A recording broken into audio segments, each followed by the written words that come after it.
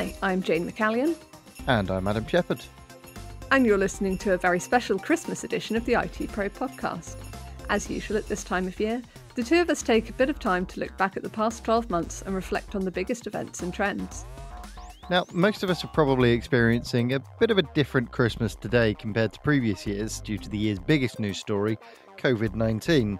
Although, shout out to our listeners who are living in New Zealand who aren't in quite such dire straits. Yes, congratulations to you. However, yeah, like you say, Adam, it's overshadowed everything. You can't get away from it. I think probably even those who are in countries that are doing better, they still can't, for example, go and visit people in places such as the United Kingdom that are worse affected. But, on a less personal level, it has overshadowed everything from digital transformation trends to the use of cloud computing to the distributed office, which actually is a phrase that I'm quite fond of, despite the fact that I'm very clearly doing air quotes there. And so it's been such a strange time. Normally we do this particular one as we did last year in our respective homes, but it's a bit weird that I've not seen you for 9 months. Yeah, it's been strange not seeing you or indeed any of the team for the better part of a year. It's also this time of year is usually full of Christmas parties and drinks events and all manner of fun and merriment, which obviously we don't get any of this year, which is a bit of a shame, although I have absolutely no doubt that my waistline is going to be thanking me profusely. I think this has been said again and again, but it is true that had this happened even at the beginning of my career as an IT journalist, which was 2012, this would have been just apocalyptic. The idea that people should be working from home, the idea that they could be working from home, if you are in more or less any office-based profession, it wouldn't have been possible. And we are so lucky, as I said right at the beginning of this, that it's happened now. And the sense of isolation that we feel it's been lifted a bit by the use of the cloud. We can see people who are remote from us, whether that is colleagues or friends or family. And I can't even imagine what would have happened to businesses and to the economy if we didn't have cloud computing. It really does demonstrate the fundamental shifts that have occurred in business technology over the last, say, 5 years, where, we can have a massively disruptive event like this and, properly disruptive rather than the Silicon Valley co-opting of the definition, but a properly disruptive event like this and still keep rolling in more or less the same way as previously. It is really something to behold when you take a step back and think about it. Yeah, and as our colleague Q-Master Fifi Sabet and occasional co-host pointed out, sort of mid-year, this has brought to light platforms that I kind of knew existed, but I wasn't really massively familiar with, like Zoom in particular. Zoom has been like the big brand of the pandemic, and everybody's Zooming everybody. And everybody's turning Zoom into chat roulette by accident by not hiding their passwords or whatever. It's enabled everything to go on, not just Zoom, but also things like Microsoft Teams, things like Google, Google Hangouts, and whatever else other services are available. And I don't want to preempt our next week's podcast too much, but it will be interesting to see how much of this trend continues and how much of the growth is sustainable. Yeah, it is going to be very interesting looking at, whether or not the trends of this year continue into the next. Stay tuned for next week's episode where we'll be looking forward to 2021 and making some predictions for that.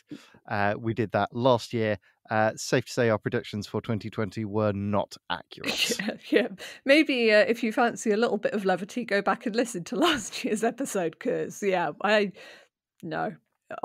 so hopeful. Just no. Yeah. Looking forward to 2021 on many levels. But of course, You know? Yeah, and it's worth talking about as well briefly before moving on from COVID. Please, let's move on from COVID. That the cloud has been really, really important, but traditional infrastructure has not disappeared. Data centers are still being, updated and modified. They form still an important part of many, many businesses, in particular, kind of large businesses. And these two things can exist alongside each other. And I know that investments are being made elsewhere. You see it in some of the results that companies have posted this year. Everybody hasn't turned around to their data center and gone, well, sayonara, I guess we don't need you anymore. Not everything has changed. Mm.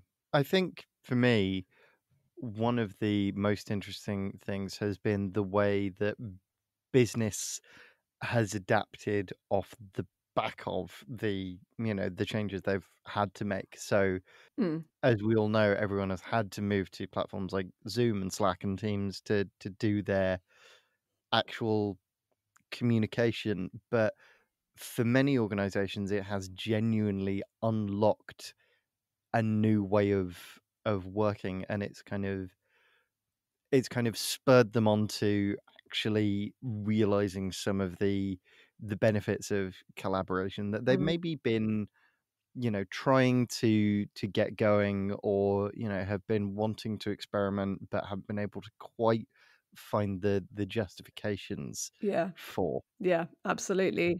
It's been very interesting to see how different companies have embraced these new platforms and these new kinds of working, whether that's by changing the way that they do meetings and group working and that kind of stuff, or just by the tools that they're using as part of that. More uh, phone conversations replacing Mm, video calls, mm, for example, which was something that obviously a lot of people identified towards the midpoint of this year was kind of Zoom fatigue, yeah, as it quickly became known, and the realization that okay, just because we can do video calls and video meetings doesn't necessarily mean that we have to do them for everything all the time. yeah. Actually, 3 or 4 minute phone conversation may be better suited in some cases to a given task than a 10 or 15-minute video call. Yeah, absolutely. And we have also heard about this accelerating digital transformation. Some companies, like you say, they were going to have a go at this. Maybe they're already on their digital transformation journey, but left, right, and center, we are seeing organizations saying what we thought was going to be a 5-year journey is now a 3-year journey because we've done everything in 6 months that was supposed to take 2 years. Yeah, exactly. Speaking of journeys, though, let us journey back in time to the beginning of the year and some of the mergers and acquisitions that have happened or indeed not happened this year. Mm.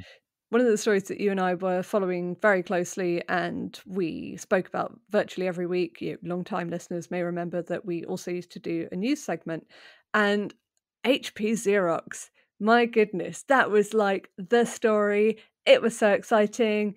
Xerox, like, just came out of nowhere, was trying to Mm. acquire HP, and they were going for it right from the end of 2019 all the way through, the first quarter of 2020.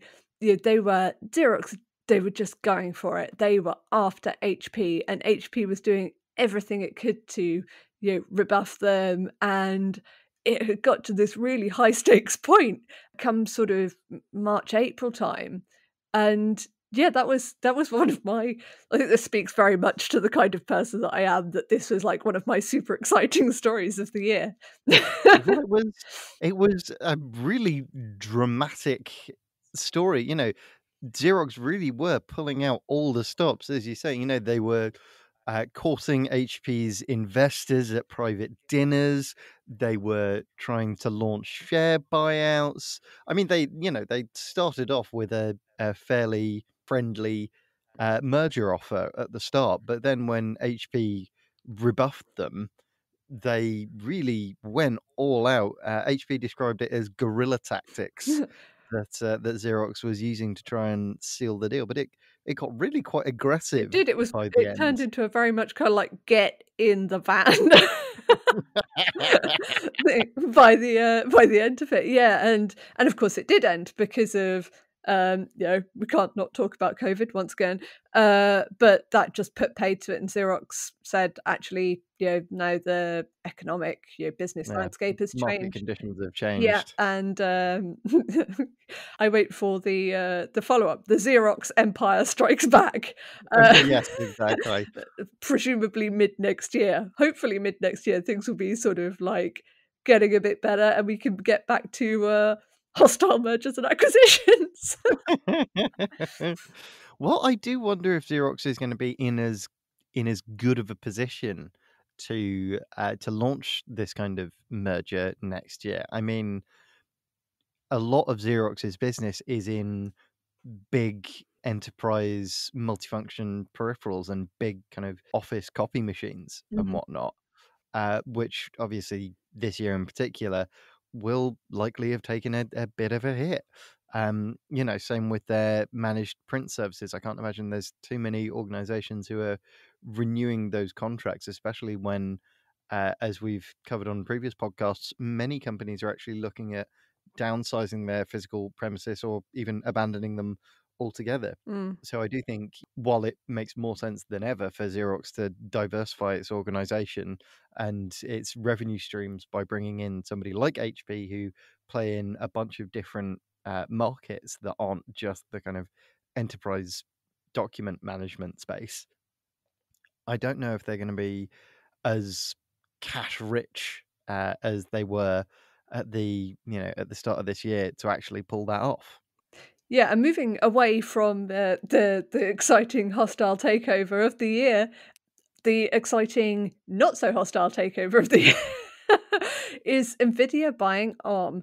Now, you are perhaps you follow perhaps the chip market a little bit more than me. Did it surprise you when this happened? Yeah, it did surprise me. It maybe shouldn't have done. Nvidia, of course, while possibly best known for its consumer PC graphics cards, as we covered on our profile episode of Nvidia a couple of months ago, Nvidia actually has a big stake in the data center market and Mm. in the research and development space. So, them buying a company that arguably has an even better position in that kind of enterprise data center R&D market than they do maybe shouldn't be that surprising. But it has been the biggest data center acquisition, I would say, in the last 2 years. Yeah, yeah, I guess. I use Certainly the what most significant. Obviously, the last really major one that springs to mind is IBM's acquisition of Red Hat, which was, of course, first announced back in October 2018. But this is, really quite a significant move from mm, Nvidia because it gives them real strength in the architecture space and in the kind of platform space where they haven't really had a great deal of a foothold. It'll be yeah. interesting to see what they do with ARM now that they've got it and the ways in which they leverage it and integrate it into the rest of their business. Yeah, yeah, and I mean, it's caused quite a stir, as you say, the architecture side of it, because Arm has been sort of vendor neutral on that side of things, and that's a big concern. That's a big concern in the industry that Nvidia is going to kind of swallow up that side of Arm, although they have said that there will remain a firewall between the two.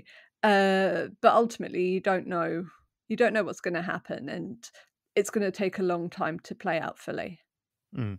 Speaking of roadmaps and integrations, one of 2020's surprise announcements was the acquisition of workspace collaboration platform Slack by cloud giant Salesforce. Yeah, now this properly surprised me.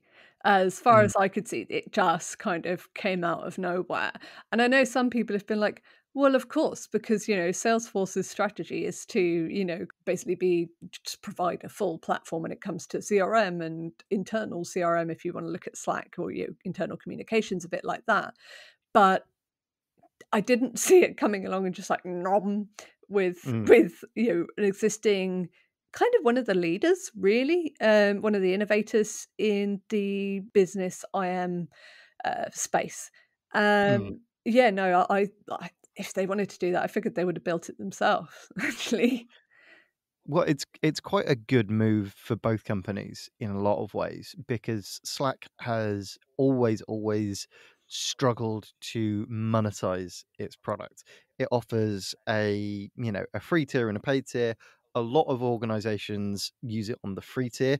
A lot of kind of startups and small businesses, which is the primary demographic that kind of system in particular appeals to, but they've only got some 8,000 enterprise customers, which is actually really not that much in the middle of a pandemic for a company that, is as established as Slack with a product that's as polished as Slack. Mm, And Salesforce, meanwhile, as you say, needs to strengthen its platform to provide more tools to its existing customers. And Slack seems to me like the perfect way to do that. If you can use Slack as the connective tissue between all of Salesforce's different products, and B, the way in which all of your Salesforce customers talk to each other mm. and do their own internal business collaboration, that makes it much easier to keep them subscribed for longer, to upsell them on additional products and additional service tiers. It gives Salesforce a lot of commercial opportunities beyond simply acquiring Slack's existing user base. Yeah, and I suppose it elevates Slack to the position of the chat side of Microsoft Teams, and the chat side effectively of Google as well. The two big players that actually offer more than just chat. And if you have Slack, you have to have something else as well. Normally, one of those two. This all raises an important point for me, which is all these organizations, 8,000, which is less than I imagined it might be actually. Mm. All of those, are they going to be able to continue using Slack as a standalone, assuming they're not already Salesforce customers, or are they going to have to become Salesforce customers? It's an interesting question, and one that we won't know more about until the acquisition closes and Salesforce formally announces what its roadmap and its plan is for Slack. If I had to guess, I would say that existing Slack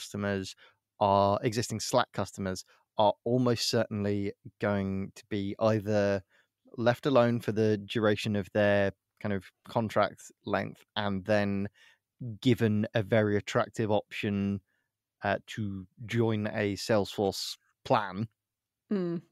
or they're just going to be the subscriptions are just going to be left to stand in kind of in perpetuity. You don't think there's going to be a I don't think there's going to be get in the van? no, because Salesforce really don't need to Mm, do that, and Salesforce almost certainly isn't interested in Slack's customer base because Slack's customer base, all of the big companies that Salesforce would want to have as their customers almost certainly already are anyway, yeah, and those that aren't are probably too small to worry about. I mean, Salesforce is the market leader in CRM software and sales automation and that kind of stuff for a reason. You know, yeah. it kind of owns that market, and if somebody isn't a Salesforce customer, that's either because they don't need it or they can't afford it. Mm, mm. What Salesforce will be looking to do with this acquisition is not buy in Slack's existing customers, but take Slack's functionality and weave it throughout the Salesforce platform and application stack. That's much more lucrative for them. Yeah, so it's more of an IP acquisition really than a platform acquisition in some ways. Oh, for sure. IP and technology all the way. I think, I feel fairly confident in saying Salesforce really couldn't give two hoots about Slack's existing customer base. Not in a negative way. I think they just don't need them in any kind of meaningful way. Mm. We're going to take a short break now, but when we come back, we'll be travelling back even further in time to the turn of the millennium. See you after the break.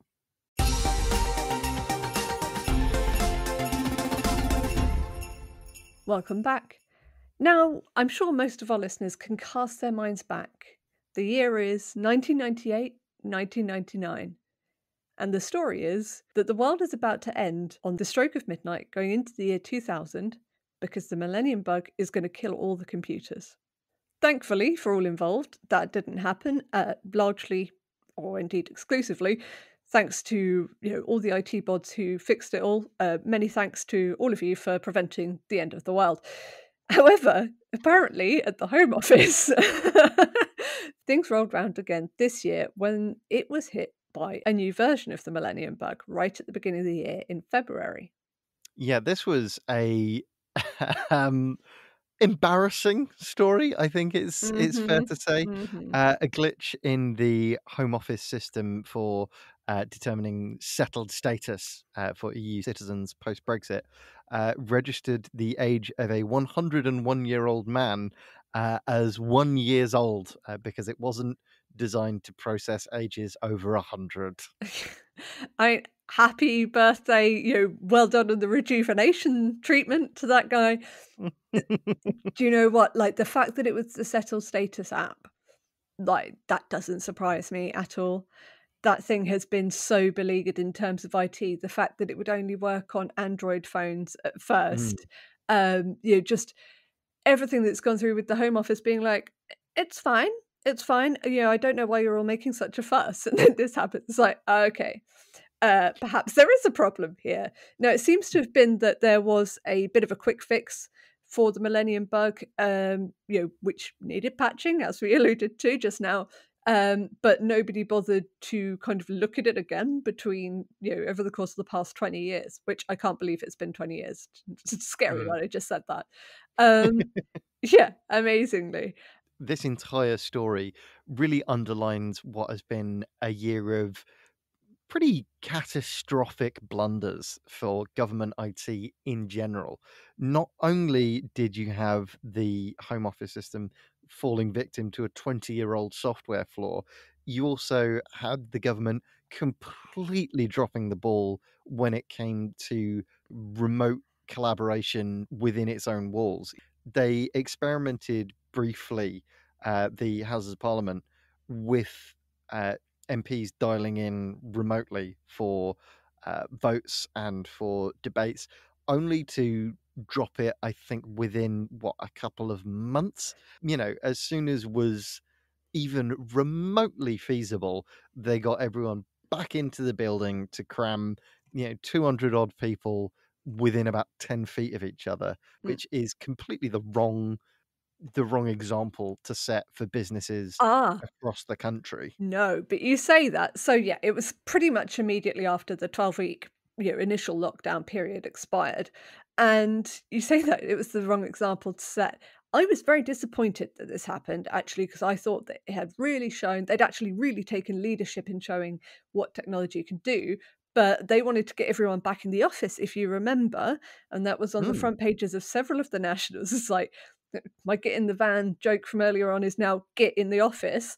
And so they decided to lead by example, which, several MPs were really quite worried about, and validly so.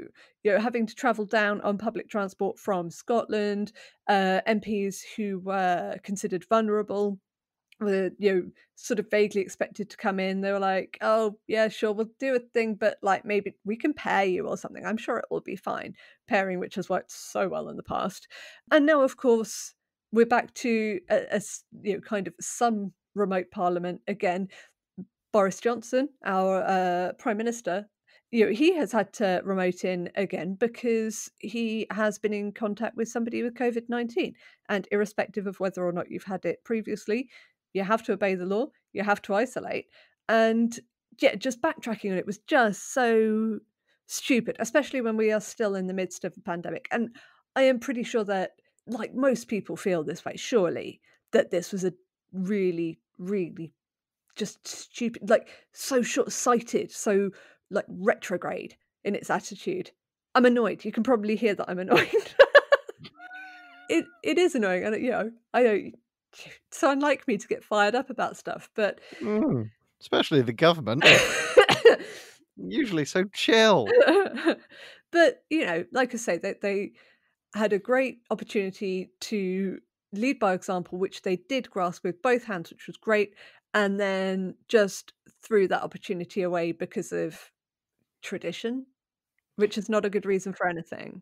Yeah, well, I mean, the cynic in me suggests that it's less to do with tradition and more to do, as you say, with getting everyone back into the office buildings that are conveniently owned by many high profile Tory party donors. But I'm sure there's absolutely no correlation there. And we should move swiftly on to the other major government IT fiasco of the year, which was their, again, catastrophically botched AI algorithm to determine A level results for students who couldn't take their A level exams due to the ongoing coronavirus pandemic. Oh, yes, you mean the "Sorry you got, disrupted by a giant mutant algorithm." That one, that one. So, like, just my level of annoyance increases. Yeah, so the main problem, this was a problem in England because Wales, Scotland, and Northern Ireland, they do their own thing when it comes to, exams and education in general. So, yes, this was an English problem for English people.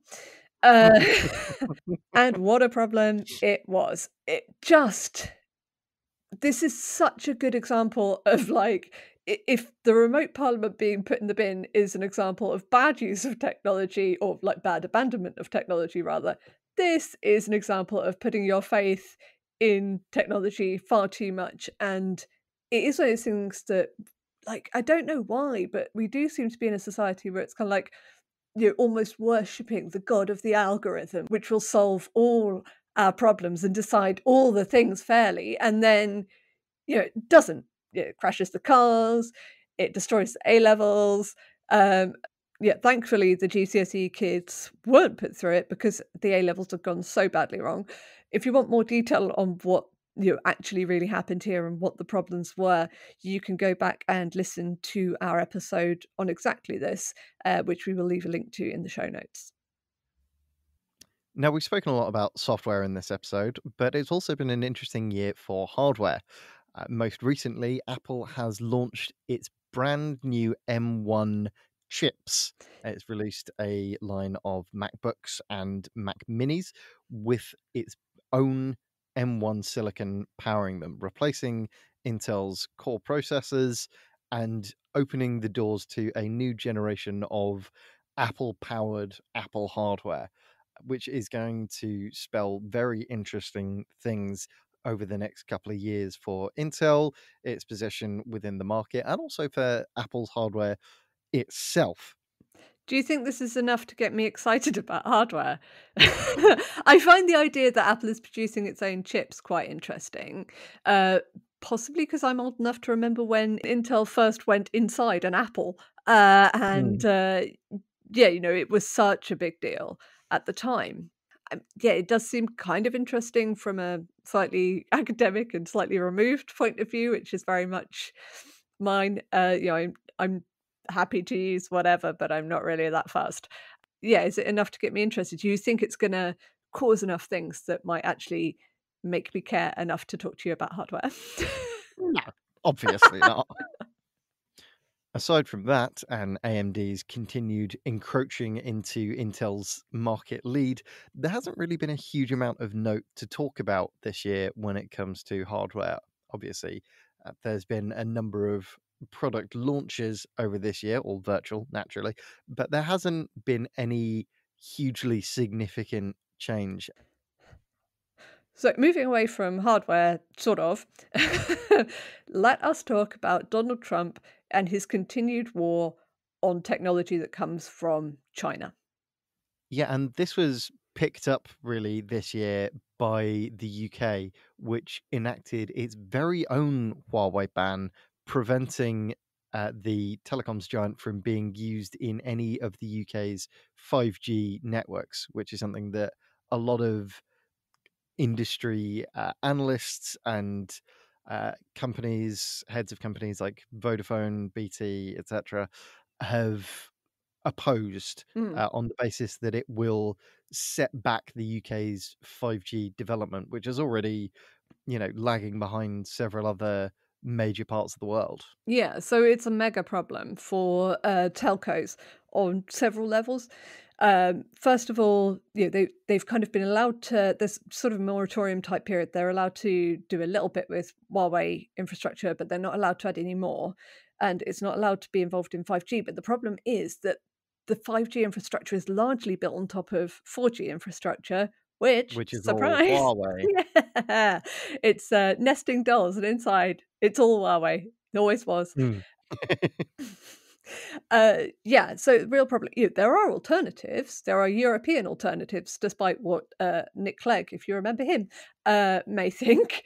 There are Nokia and Ericsson, notably, are big players in this space.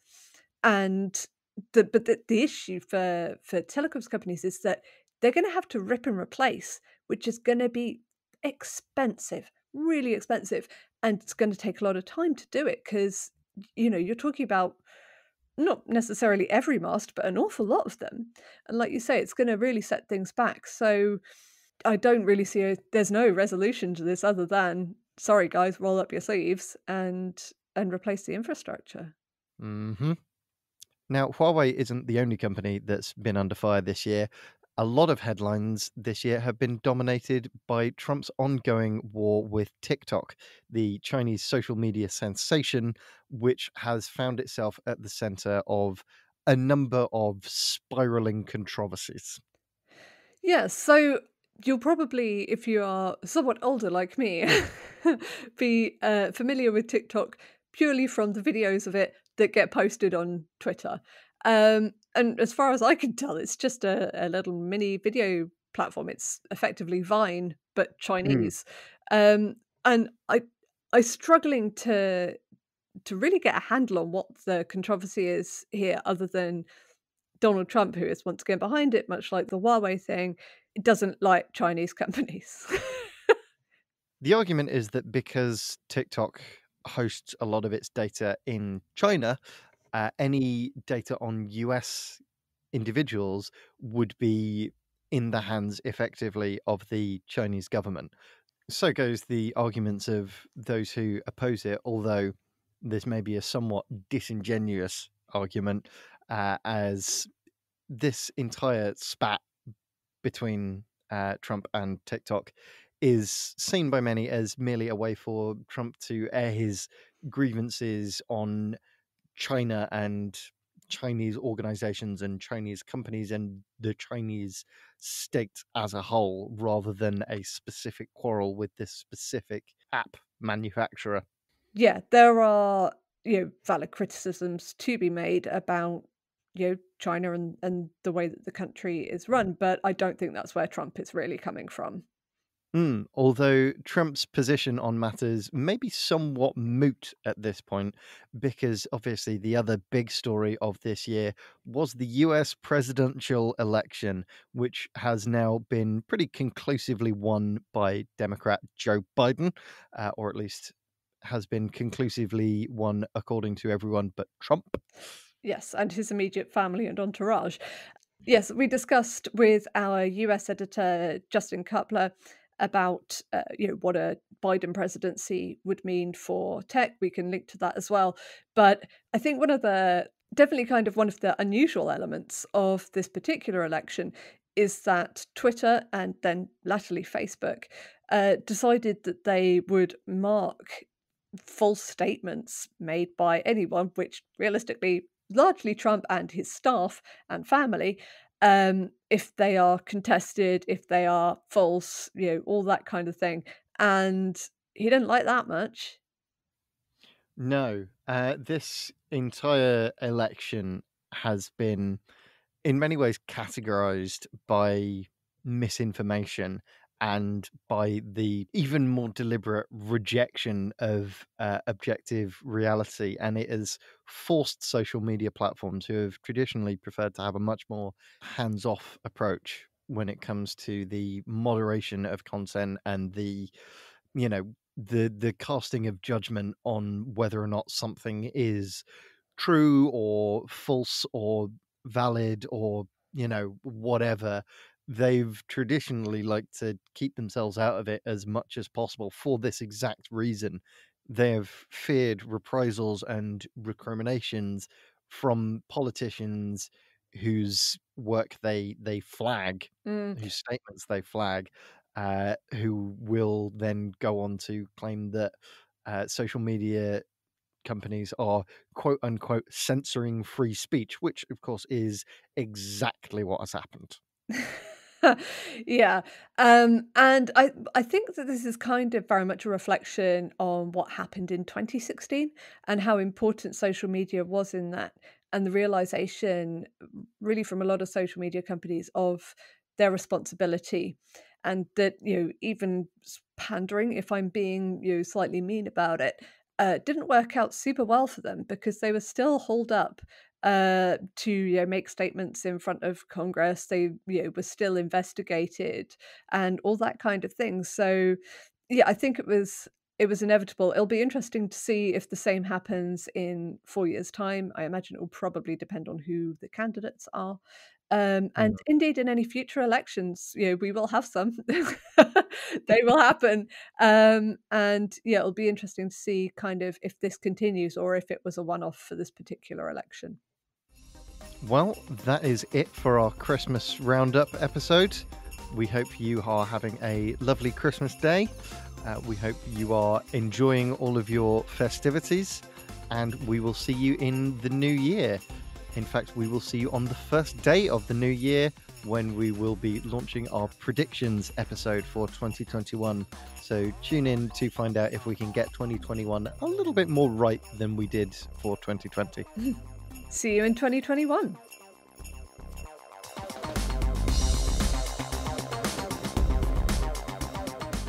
The ITPro Podcast is brought to you by the Dennis Podcast Network.